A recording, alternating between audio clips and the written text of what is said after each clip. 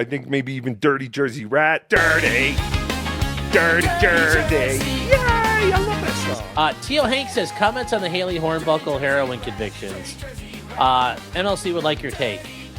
I mean, it's clear she didn't want to tell everybody the story about this. But yeah, I mean, it's rather sad because I'm sure, in the opioid epidemic in the 2010s, that shit was like wildfire burning everywhere, especially in rural America. I think it's rather funny, though, that she, you go out calling out people like this and you've got a battalion of fucking skeletons in your closet. It's you gotta understand where the fuck you are in this. And then I would just say also I was just infiltrating QAnon. You were infiltrating QAnon for the Daily Wire. Oh yeah, you're helping Ben Shapiro out. Oh, that truly based. I saw the video though. Apparently she'd been on with Harrison Smith a couple of times on InfoWars. It looked like. Yeah, I'm sure that they would love people who are doing that kind of work for Ben Shapiro and the Daily Wire, going after the QAnon, the actual patriots out there. Might have been goobers, but what were you infiltrating? There's so many sussy questions out there. But yeah, I just, for the position of, trying to be the moral high ground, it's tough when you have all that out there. But there's for me, I don't bag on people people get DUIs and I go out there screaming they're awful fucking people. I got one 20 years ago. Was it bad? And you know what I can do? And I've said it multiple times. I never hit it. And was it bad? Yeah. Should I have ever done it? No. Is it thankful nobody got hurt? Yes. Is it thankful that I didn't get hurt? Yes. Thankful nothing happened. Yeah. Did it fuck my life up? Yeah. At the time in college, it did. Did it change what I wanted to do? Yeah. Would I ever recommend you do it? No. If Haley would have just basically done that, I think that would have basically defanged anything Aaron could have fucking done or anything anybody would have done laughing at her. Just say, yeah, I'm not proud of it. And I did it. That would have just, whoa, cool. Somebody really has moved on with their life. Threatening to fucking sue people and, just acting you're I'm from, you're from the streets. And then you start crying. It's there ain't no crying in the drug game. You can't cry in the, it's imagine on The Wire if, Stringer Bell or Slim Charles started bawling about their trauma. It's no. But Slim Charles is right. The game is the same. It's just gotten a lot more fierce. And it has. So. And I will say, it just going back to the Greek plays, the gods detest hubris, and they love felting people. So be humble. Be humble. I mean, there's not much more to it than that. People selling heroin, it happens. What I would love to know is, the whole story though of the CI's whooping on me and then he planted a bug in my phone and shit. You don't give the CI the bug to put in a phone. They can run wiretaps if they need to. They can put a wire out on you, man, if they need to. It's not even in 2010 that could be done.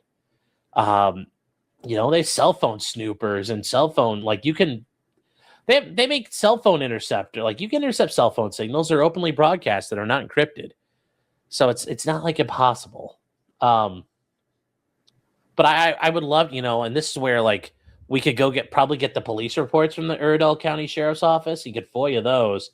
And it'd be interesting to see what those show. And I would also just say, I think Kevin or whoever it was said it. When you're getting stung by a CI, you're generally not the little fish. And from my experience, having clients who have they've brokered a deal to go, out and earn some scalps for the cops. They don't want your little junky friends. They want people higher up the chain.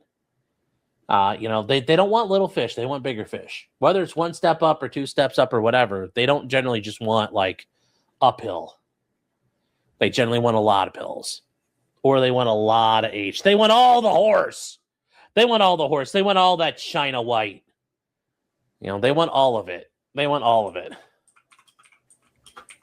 So, hold on, chat. But I mean, that's all. So let's see here. I mean, it's just nothing new. It's nothing new, and like I said, the lies become worse. And I mean, after a while, you're lying about everything, and that's what makes it humorous. It's like, no, I didn't do that, but you did. Oh, well, I meant this. No, you didn't do that either. And it just builds. That's the fun. That's where it gets funny. I mean, it's just like with Aaron.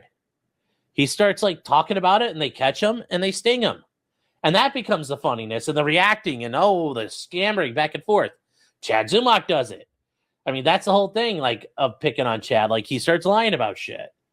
To be fair, it's like Nick is the same way. It's all about catching people in those. So that's, yeah. You won it in the game. Now you're in the game, I guess, is the best thing I could tell you. Getting in the game sucks. Moving on from there, we have the saga of Frogan. Hey guys, remember Frogan is the another one of Hasan's hoes, and she is the one who is no, hold on here. We'll just bring her up so you guys know who this is. If you guys haven't seen her, we'll take a picture of Frogan. Here you go, just so you know. This is Frogan, and this is her. Wait, where did it go? Yeah, there you go. Anyways, here's Frogan. If you guys haven't seen her before, she's the one where it talked about like, she wanted all the soldiers to get PTSD, and like after the terror attack, she's like, oh, based. And it's like, okay, fuck you too. And yeah, it's IRL Jabba the Hutt. You just think like, for being devoutly as Muslim as she is, like her family members aren't stoning her for being literate or talking openly on her own. But hey, what do I know? It's a very generous picture from Sean. I think it's a while ago. It's like me showing a picture from 2010. That was many, many moons ago. Anyway, Frogan also covered Ethan Klein's content nuke, and Ethan Klein sued her for copyright infringement. And Frogan's case was very unique because we were really confused about what the hell was going on with it, because it had a really weird trajectory. And what do I mean by that? Well, things got a little squirrely for Frogan. And when it starts, though, you start off with the complaint being filed. So there was a complaint. You're like, okay, Ethan Klein filed the lawsuit. You're like, all right, that's how this goes. Step one, you put a complaint in the box. Well, actually, step one's cutting a hole in the box, but so the complaint's filed. You're like, all right, great, I get that. And then what happens? Stuff. They went to the parties were sent to alternative dispute resolution, ADR, basically mediation. That did not go well. So this all starts here in June 19th. Okay. And we go. Finally, Frogan got served in July. There was a stipulation for time to file an answer. That was extended. She had until October 3rd of 2025. Okay. And then notice the two dates. In between these two dates, nothing. Basically you go till October, all of October, November, December, January, February, March, April, and about half of May. 8 months. 8 months roughly goes by. Nothing happened on the record. And then Ethan Klein requested the clerk to enter a default judgment. Now, guys, the default judgment is just you go to the clerk and say they haven't responded. We want a default. The clerk says, yeah, it looks like they haven't responded. You guys are entitled to a default. You still have to go to court, and you have to get the judge to order damage. Like, you still have to prove damages. And now you could go to the court and say, well, hey, I got a default, judge. Can we have a hearing on that? Yep, you come in, I prove damages. Judge goes, okay, yep, damages are valid. Boom, your damages are awarded. So getting the default, remember, guys, it's just like step one. step one is, okay, great. You won, but now we need to figure out what you're entitled to. And at any point, generally speaking, parties can come in. And what also do we know? It doesn't look like Frogan's represented by anybody because nothing happened in between this that's written by an attorney. So is Frogan on her own? It sounds like it. When you're pro se, especially, you get kind of the benefit of the doubt. You can come run in, and as I said, you come in like, wait. Sorry, Judge, please. Time out. We need to stop this. Let me have another chance. And I told you before, what's a judge going to do? Okay, here, we'll restart the case. You have 21 days to give an answer. And that's how that normally goes. So Ethan Klein gets all of this. The default by clerk was entered. And then ultimately, we have this. It's stricken now, but it was an application for default judgment against Frogan was filed by Ethan Klein June 29th. Okay, well, June 30th, they withdrew the application. They withdrew it, and you can withdraw. And what happened, though? So, July 14th, appearance of counsel. Attorney Benjamin Grush for Frogan. You may have heard of that name. And on the same July 14th, Benjamin Cassis for Frogan. These are Denims' attorneys, if you guys don't realize. Because look, by this point in the Ethan Klein case, it's all been over already. Denims has won. You're like, And for Frogan, it appears she lucked out. Now, what do we have? So some things, we're going to get to all this stuff here. But there were some joint stipulations to things by the parties. There was a hearing on the application for default judgment. That's been continued. They want to discuss potentially setting it aside and agreeing to just now go after the case. We're going to see that finality and pursue the case. That was going to get discussed. So the court agreed to continue the hearing on the default and let these guys work it out. And now we get to the fun stuff that happened this month. So some things have happened. In this case. What are people... I hate Discord sometimes. So now we get to stuff that was filed this month. And this is where we really get to things that are happening. Remember, guys, these are the people who represented Denims. And some of you might say, well, what are they going to do for Denims? Well, Denims won. And it's on the exact same thing. And Frogan kind of did what Denims did. So they literally have the playbook to win with. And it's as simple. And some of you might say, well, can they just literally just change the name at the top of the paperwork and say, instead of Denims, put Frogan? Yes. You are 100% allowed to do it. You can recycle motions. And they can literally change the name at the top of their homework and resubmit it. So this is a joint stipulation regarding the motion to set aside in the application for default judgment. So what exactly is this to start with? What are we doing? What are we doing here, guys? So they talk about how this all came out, and these whereas is just everybody's, reciting what happened here. On May 19th, Ethan requested default. May 20th, the clerk entered default. June 30th, they filed the application for default. This is where you're going to the judge saying, hey, we want to have a hearing on this for August 17th. Next Monday. And guess what happened immediately after all this shit kicked off? June 30th, by July 9th, Frogan's like, ah! That got Frogan's ass in gear. She kept fucking around. By July 9th, she retained Frost as her counsel. On July 10th, they contacted and said, would Ethan stipulate setting aside default? On July 13th, remember, you have to meet and confer. Russell Greer's arch nemesis, the meet and confer. Well, they had to meet and confer regarding a stipulation to set aside the default, Frogan's potential motion to set aside, and Ethan Klein's thing.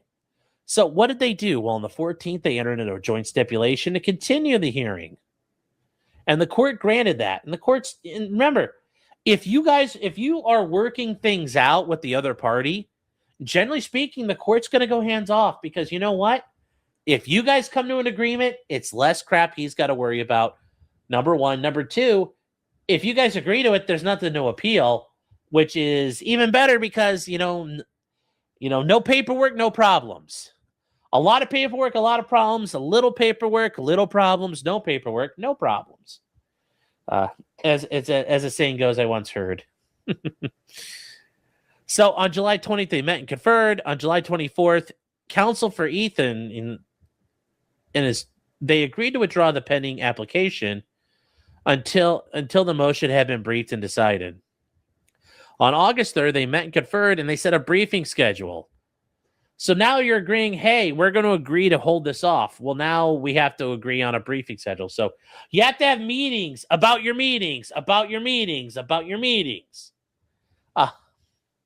So the motions are going to get filed for Frogan's going to file a motion by today. Ethan Klein would file his response by the 28th of this month, and Frogan would file a reply by September 4th. Remember, chat, when you do this, there's the motion, the response, and then finally the reply. You get two swings at it if you're the person filing the motion. They're agreeing that this is going to be set for September 28th at 1:30 instead of the application for default. They also point out that Ethan agreed that they would stipulate to the first factor under good cause there's no prejudice, because Ethan's not aware of any cognizables of prejudice based on the reputation that Frogan has preserved all relevant evidence in this matter. So what's part of the issue when you're challenging a default? You could say, Judge, it's prejudicial. We were waiting. All the evidence is gone. It's been fucked with. Frogan, we can't do anything fair now. That's a critical factor in setting aside a default. How prejudicial is it to the party that is seeking the default? Sometimes it can be very prejudicial. Judge, we can't, this is not fair to us. And sometimes courts will say, too bad, so sad, the default goes forward. But generally speaking, courts want to allow you to continue the case on. Now, they say Ethan will waive any argument regarding, also, apparently, Frogan has all her evidence. She didn't pull a Destiny and delete everything. Whether she was too stupid to delete it or who knows what. But no, she's preserved all evidence. Ethan is going to waive any argument regarding prejudice for any purported delay. But they can wait for waiting to file the motion due to the prearranged travel. Meaning they were already going to have to be there, so it's not like it's prejudicial. Judge, you made us come to court. You were already going to be here, so it's not a problem. So they're going to change the briefing schedule. They're going to the extensions are not intended to delay. They're going forward on this, and that's what they're going to do. They lay out their time frames here, and it's been agreed to by Ethan and Frogan's attorneys. The court ended up granting this order. The court ended up granting the order, which, once again, if you agree to stuff, the court will do it because it does not have to make a decision for you. They would rather not be your mommy if they don't have to, even if you like that. Even if you like that and you're gooning about, the mommy stuff, you don't need it. And just remember, chat. I'm done shilling the CIA propaganda. Never goon! Never goon. Never goon.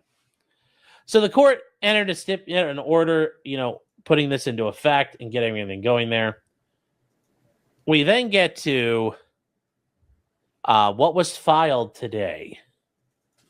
And this is 27 pages. We're not going to go through all of it. But this is Frogan's motion to set aside. And ultimately, they're pointing out a couple different things here. We're not going to go through this whole preamble and the notice. We don't have to go through all that. That's not really what we need. And they point out, what are the biggest things here? Well, there's two major things. And this is the stuff I think is going to get it open, because these are very hard to overcome. That Ethan Klein's not going to suffer prejudice. Ethan Klein has already agreed to that. He's basically stipulated that's going to happen. And then it says Frogan has a meritorious defense. Well, what is the defense? Well, this district, not meaning this court, but a court in this district, the Central District of California, has already held that substantially similar allegations established fair use. Yes. Although it's funny, if I'm Ethan Klein, I'm going to point out up in the Northern District of California, a judge who took a look at everything said it wasn't fair use. And that's the judge who ordered the Reddit subpoenas. Now, keep in mind, these are not binding judgments. So a comparable court, they can't bind each other. Now, is it important to consider, though, the court might want to have, similar outcomes, and that's something we kind of want to harmonize? Yes, that's one of the things the court has to consider at the end of the day. And they point out, not only would Frogan's just going to basically rewrite her name at the top of Denims' motion to dismiss, but Ethan Klein's, his complaint is literally pull out the Frogan section, put in the Denims section. Pull out the Denims section, put in the Caseytron section. That's all they did. The rest of it's all the same structurally. And that is something that's being addressed here. Also, ultimately, they're going to argue Frogan did not engage in culpable conduct. And what is that? And I think that's actually something interesting to get into here. What is it that she did or didn't do? Now, we went too far. We went too far, chat. We got to go back. Now, they point out Frogan did not engage in culpable conduct. A defendant's conduct is culpable if they received actual or constructive notice of the filing of the action and intentionally failed to answer. I mean, she didn't answer, though. But it's not like, she's claiming that she hasn't received actual notice of it. They point out, though, a neglectful failure to answer may not be culpable conduct if you offer a good faith, credible explanation. So what's going on here? And it says Frogan did not make a conscious decision to ignore the action, and nothing suggests bad faith or failure to respond. Rather, she retained counsel in July 2025. Her counsel appeared and negotiated by stipulating with Ethan to a responsive pleading deadline and engaging in settlement discussions from August 5th through April 20th. Throughout that period, Frogan remained in regular communication with her attorneys and understood the defense was being handled. I really struggle with this, that you've gone on for months and months and months with no updates to the court. I am not a federal practitioner. Hopefully we will change that here coming up. But seriously, yeah, I think in some of her live streams, she basically was ignoring it. But there's some. Now, here's the interesting thing. Ethan does not contend otherwise. In the declaration supporting the request for entry of default, Ethan's counsel describes 8 months of negotiation between himself and Frogan's prior counsel, after which they gave Frogan 3 additional weeks to respond. That's actually really bad because we gave you a deadline. You're already and here's the thing. When you look at Frogan's stuff, remember, you're way past the deadline. And we go back to this deadline here. This deadline was October 3rd, right? Okay, well, the deadline's October 3rd. Okay. And it's August 5th, so you got 2 months. We're now, in the meantime, these 8 months go by in between here. And then finally, you're told you have 3 weeks to respond. I think that's pretty good. You're on fucking notice. I think you're on notice at that point. This is a tough argument to make at the end of the day if you're Frogan here. This is, I think this is actually... So if anything fucks with Frogan, this is where it's going to happen. But I don't think it's going to happen. I think the courts, yes, deadlines in my federal courts. Yes, how dare you speak of the? How dare you act like that? Talk like that in front of these deadlines. Really in front of my deadlines. So I think this is a little. I think they're going to keep it alive. But if they don't, this is where it happens here. So Frogan got 3 additional weeks to respond, which is fair. More than fair. When negotiations failed, Frogan faced a prospect of litigating a federal case through a trial against a plaintiff seeking 150 Gs. Okay. Too fucking bad. I don't care. Like, that's not an argument. From, she had a genuine uncertainty about whether she could fund that defense. Allegedly, Hasan might be involved in that now. And she spent part of the spring working through what her options were. Frogan does not suggest her failure to file a responsive pleading was prudent. You don't say! She's admitting, yeah, that was really retarded. That was really fucking stupid on my part. Because notice, she's talking about she needs to be able to fund that defense. You remember, Chad, I've said it before. It's as an old judge, used to say, and one of the courts I'm in is famous, he would say, it's a Rule 1 violation, chat. Rule 1, Mr. Green needs to appear.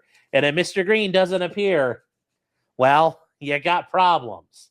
He's the biggest expert witness, the biggest part of your defense team, because nobody else gets involved without him.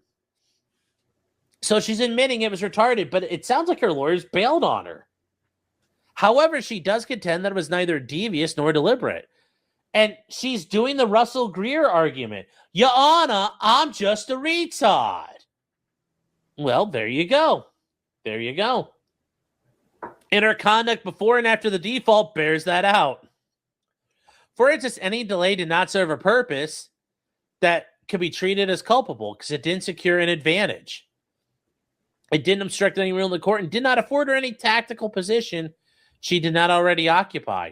To the contrary, the delay produced only the default she now must set aside. Frogan didn't gain any advantage, and the defense she presses rests on the allegations of the complaint and the live stream. And they require neither discovery nor investigation to develop. So what does that tell you? Frogan's defense team, as if they win this, and I think they're going to win this, immediately, motion for summary judgment, bam! There's no need for discovery. Remember, just like with Denims, we don't need discovery. We're just going to ball. We're going to run with what you're going to run what you brung. And they produced a heater of emotion. They're just going to slap that on the table and, get, basically Denims is paid for Frogan's work. Now, Frogan got real fucking lucky. This is manna from heaven. The prophet, Allah, Allah, glory to Allah. As Mike Tyson said, glory to Allah. And to the prophet, may peace be upon him. Have smiled providently down upon Frogan at her retarded little skull and given her this stuff. She has been blessed here. That's what, this has actually, this is Deus Ex Machina. Just shit coming out of nowhere and saving the day. Oh, and it all worked out. What do you mean it all worked? It never works out like this. This is ridiculous. I think I think she's in trouble. But remember, chat, coming in and sometimes saying, listen, I'm a tard, is actually helpful. And the attorney, it also helps these are not the same attorneys. These are different attorneys. By late April, Frogan's previous counsel could no longer represent her in the matter due to existing professional obligations and caseload. Translation, she was broke and they weren't fucking around anymore. So they had to leave.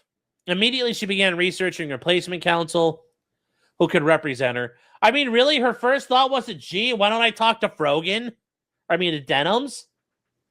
Frogan's former lawyer ended his engagement and representation. Yeah.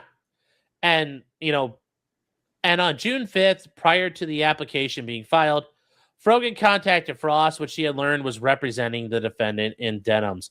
Really? You just fucking learned about it? You just learned about it now? Once again, this is perjury here, because that's not true. That's not true! There's no way Frogan didn't know that Denims already had counsel and what was going... Well, actually, is Frogan going to once again pull the, Your Honor, I'm just a big old retard. Peace be upon Muhammad. Is that what she's going to do here? Is that what she's going to do? And they say, due to efforts to secure financing and other hurdles, she cannot retain counsel until July 9th. Frogan, this is the dark side Phil argument, guys.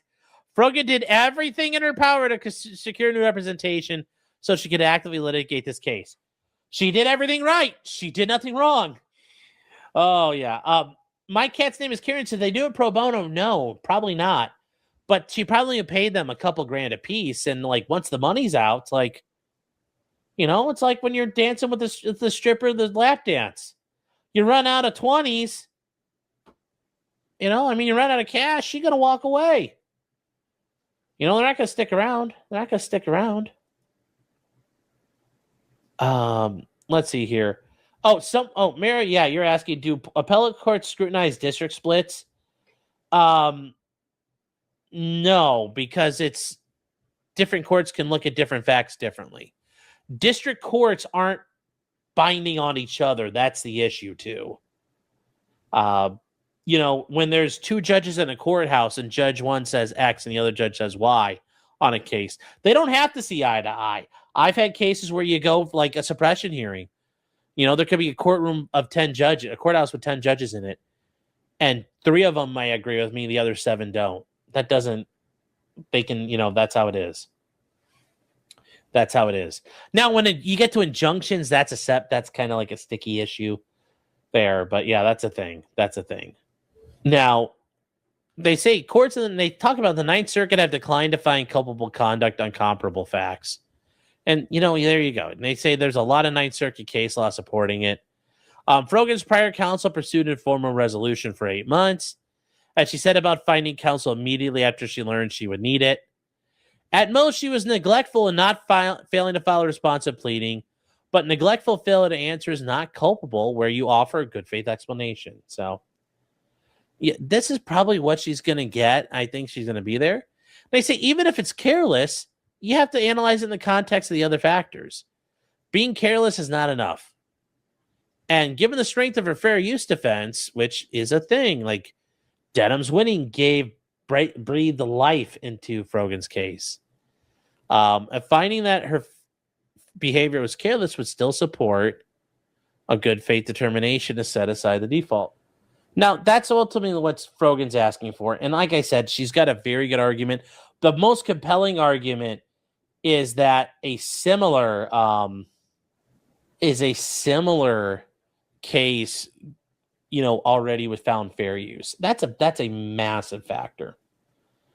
But this stuff here for Frogan, it's like, she kind of fucked around, it sounds like a little. Sounds like they fucked around. I can't imagine what they were actually negotiating for this long. But anyways, what do we get? Well, we get a declaration from Frogan. So Frogan files an affidavit here, a declaration. And, you know, she comes out and this is obviously Frogan didn't write this. Her attorneys put it together and she signed it.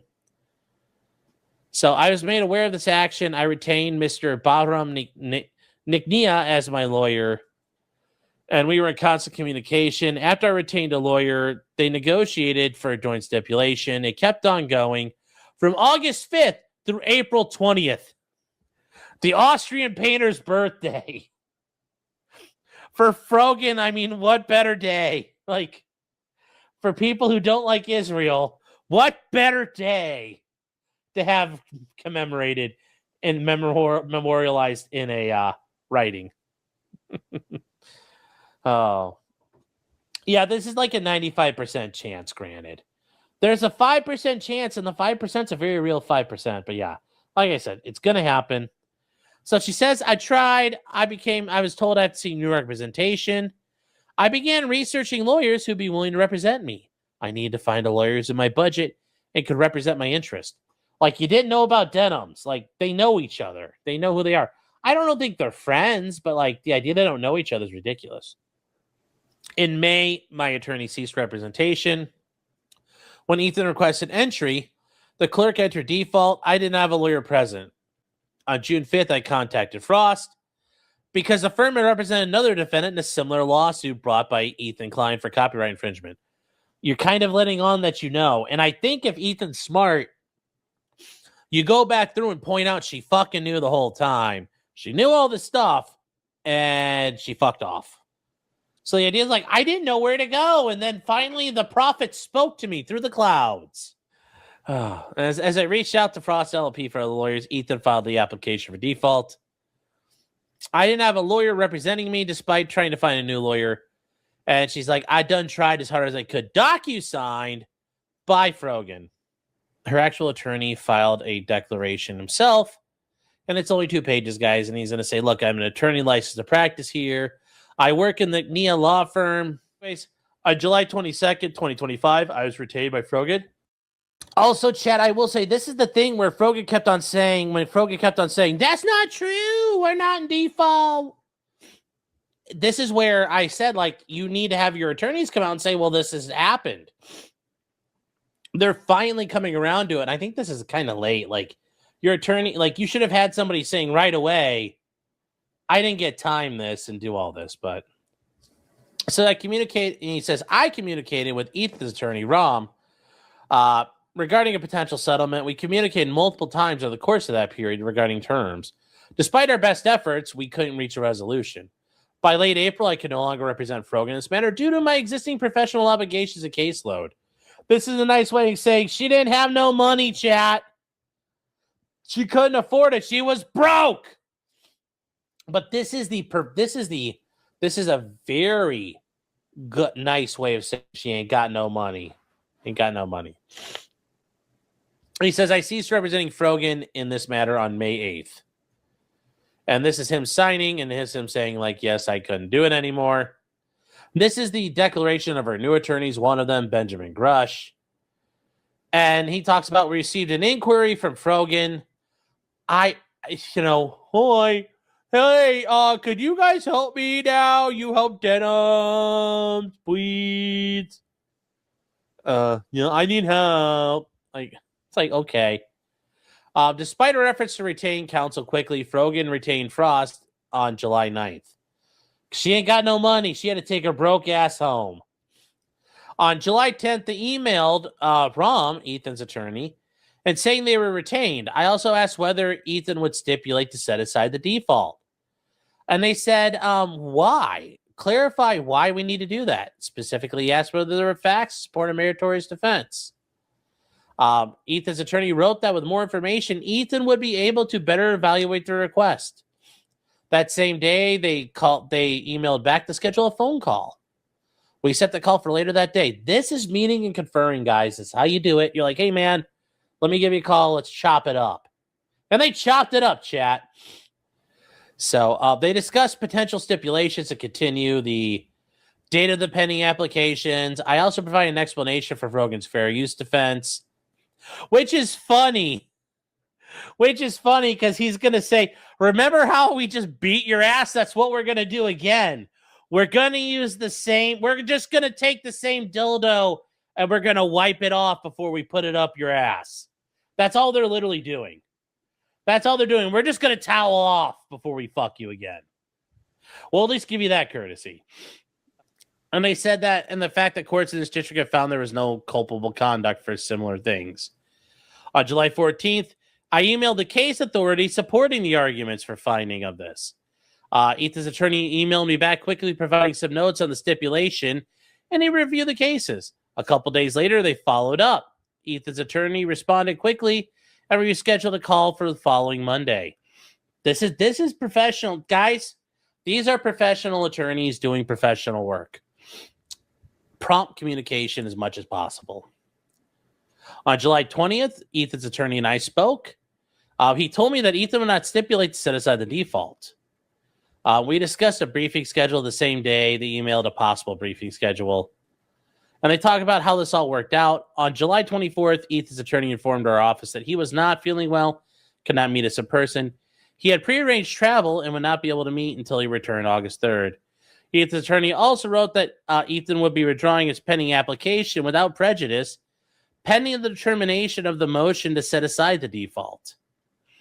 Meaning they are seeking the right to file the application for default again. But they're going to hold off.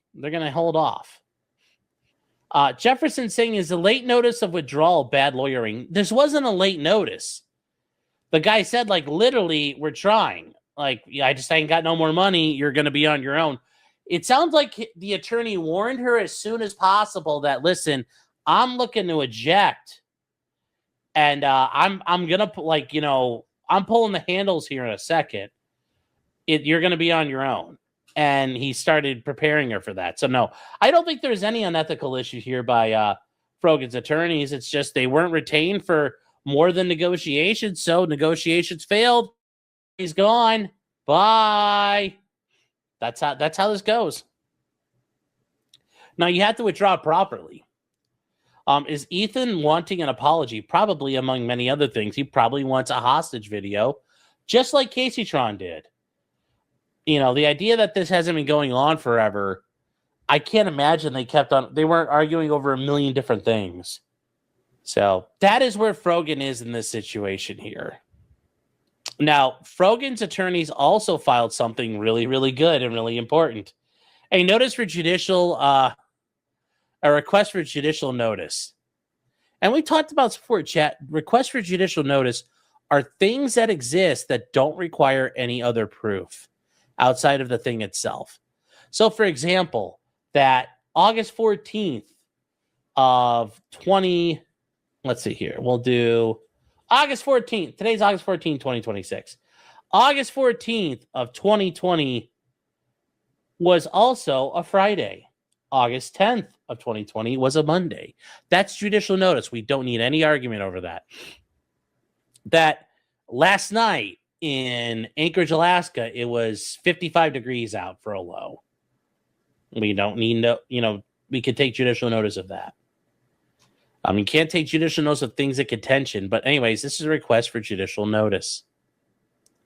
So what do they want to do here? Well, they point out under the federal rules of evidence, a court may judicially notice a fact that is not subject to reasonable dispute because it's accurately and readily determined from sources who cannot be questioned. And what are they going to do? Well, they're going to take judicial notice of records in other cases, a couple of other, copyright cases. And this is just noting here that courts could take judicial notice, how they do it. So what are they going to do here? Exhibit A is the Denims action. So they're going to say, Judge, we already got this. Here we go. Here we go. And also, it's literally a carbon copy. It advances the same theories against Frogan. It names the same Doe defendants. And as for the content, as Ethan framed them, it's not offered for the truth of any allegation about the Denims case, but to show what happened here. They want this because guess what? Denims got fair use. So Frogan doesn't ask the court to resolve any disputed fact, but take notice that Ethan filed the complaint, and this other judge already made his ruling, and it's ruled against Ethan Klein. So that's what they want. And this is actually pretty powerful. This is a very powerful thing. Once again, like I said, Ethan Klein was best to take his L's and go.